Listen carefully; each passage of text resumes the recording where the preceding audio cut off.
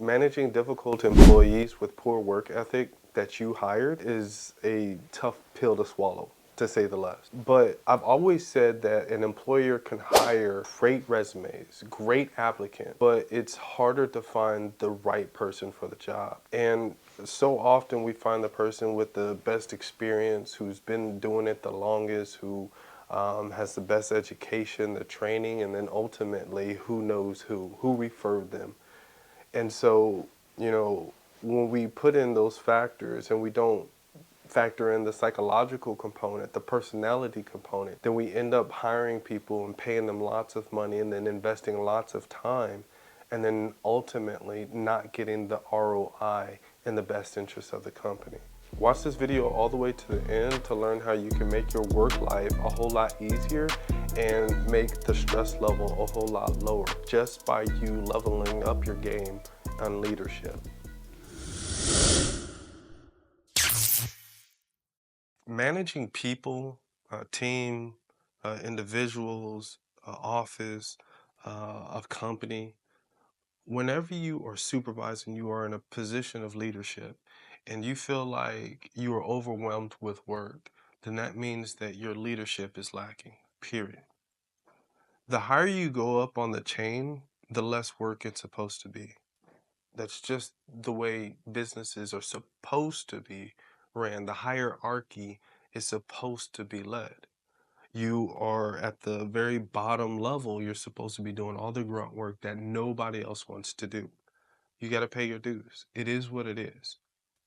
And as you get higher and higher, you start delegating the people at the lower level to do the work that they are supposed to be trained or you have trained them to do. Make your life easier. If you fail to do that, it's because either you have poor boundaries or you have just poor leadership qualities. It is what it is. Or you're lacking in one of your leadership assets. One of the things that you have to do is learn how to delegate and say no. Delegate and say no. Delegate and say no. So without actually saying, hey, therapy swagger, I need you to go ahead and do this. You don't say, no, I'm not going to be able to do it. I'm overwhelmed. I'm sorry, boss. No. You should say, I'll have it taken care of, or I'll take care of it immediately, or I'll have someone on my team take care of it immediately. Although they may trust you to do it, they also need to trust your leadership that you're going to delegate the right person that you trust, that you've trained to do exactly how you would do if you were going to do it. So I trust Jonathan to do it or Kathy to do it because I've trained them and they're going to do it just as good as I would do it in the same amount of time. That's my point in my example. If you haven't trained Kathy or John how to do it the way you want it done, then it resolves back on you. Okay? It goes right back to you. That is the issue. That is the concern. We'll get to that in a little bit. But being able to delegate and say no is something that we've got to be good at. We've got to embrace. That is a quality that is an asset that you need to put in your toolbox. Being able to respectfully decline or let them know, take the authority. This is your boss, and you let them know, um, I'll have it taken care of, or I'll have John take care of it and we'll get it situated. Or I'll have my team take care of it. Me and my team will take care of it. There's different ways that you can say no without saying no. But it all boils down to your language, the words that you use, and then your professionalism. You can be out in the oil fields, you can be in a refinery, you can be in a male-dominated field. I don't know what that looks like outside somewhere. I don't know. But when boss says and hands you a task or a duty, you tell them, hey, yes, sir, me and my team will take care of it and we'll have it done to you by the deadline. No, I want you to do a therapy swagger. With all due respect, sir, I need you to trust me and trust that I'm going to put this task in the right hands of someone who I trust.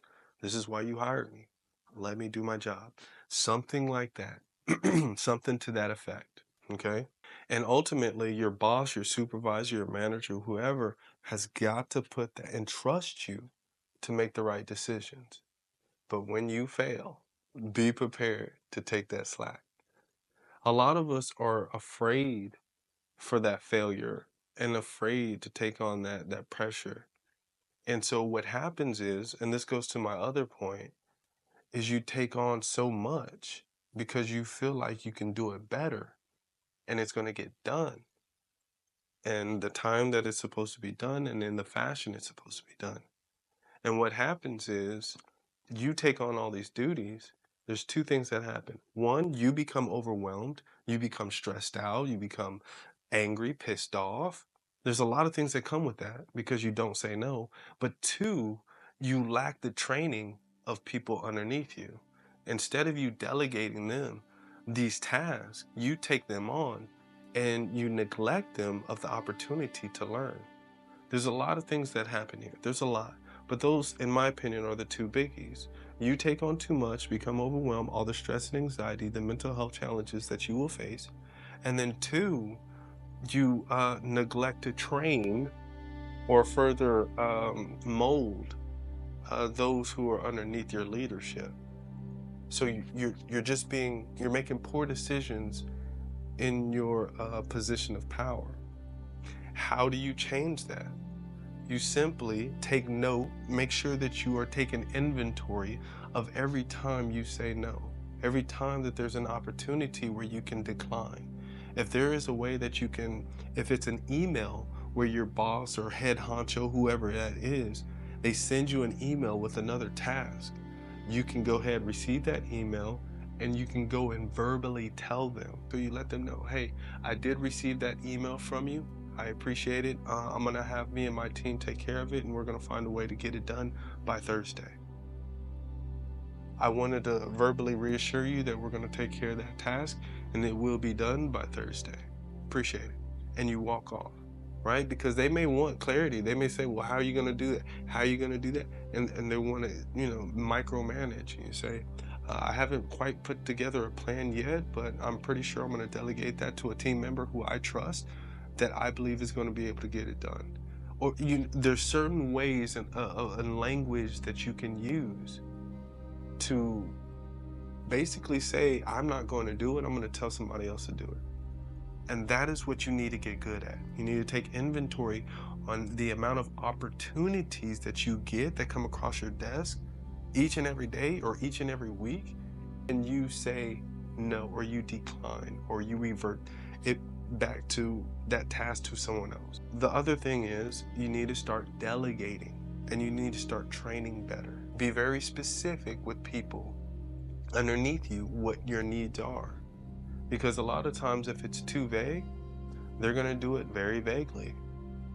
But if you do it very specific and you write it down in an email, and then you review that email with that person, they've got to be held accountable for every shortcoming that came across in their product and their service. We've got to hold people accountable.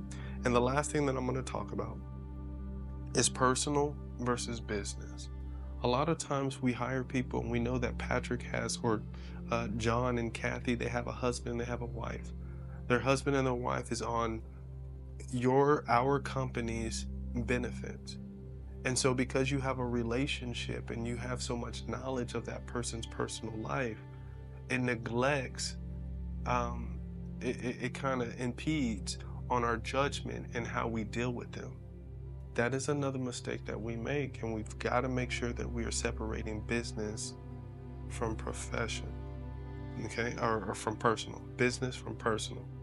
One of the best ways to do that is think of this. That I want you to think of your managing style, your managerial style. I want you to think of your supervisional style as this. You hire quickly, but you fire faster. That means that, we'll bring you on and give you the opportunity. I'll give you a chance. But if you fail, or if you fail to do better, or if you fail too many times, you get demoted or terminated.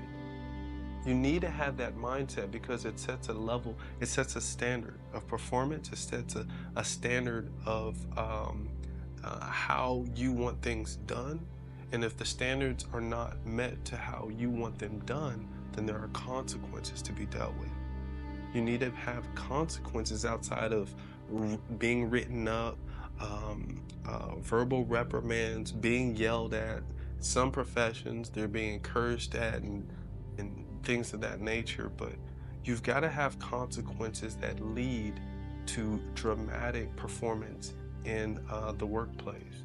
And the best way to do that is affect people's pockets. If they know that their health insurance and their money is going to be um, affected by their performance, then ultimately they're going to perform differently. You need to set the standard that I'll give you an opportunity. That is the plus. That is awesome. But the downside of that is you give me your best every time. Because if I see that you are slacking, you'll be out, just like John and Kathy were. I've trained you well. There's no excuse. I've trained you well, and I gave you the tools that you need to be successful. That is important. Because if they feel, or if you have not done these things, ultimately it's on you or leadership.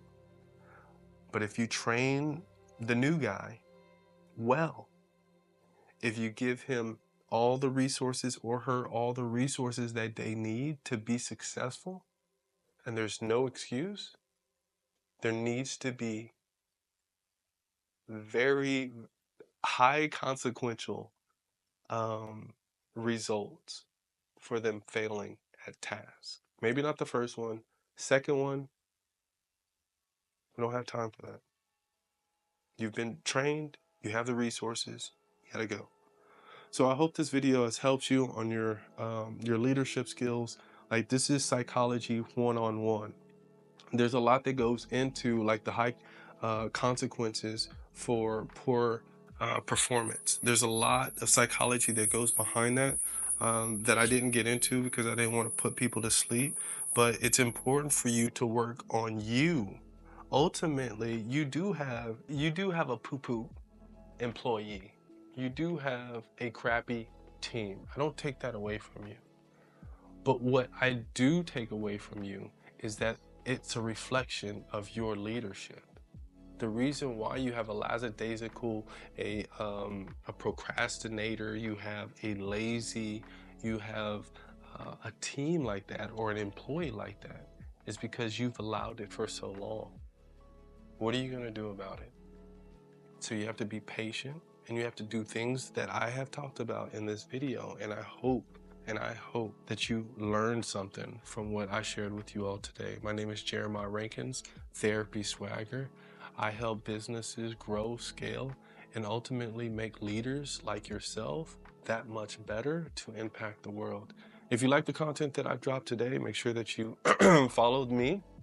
Make sure you follow me, subscribe, and drop a comment on any value that you received in this video or any questions or even contention that you might have. Bring it on, bring it on.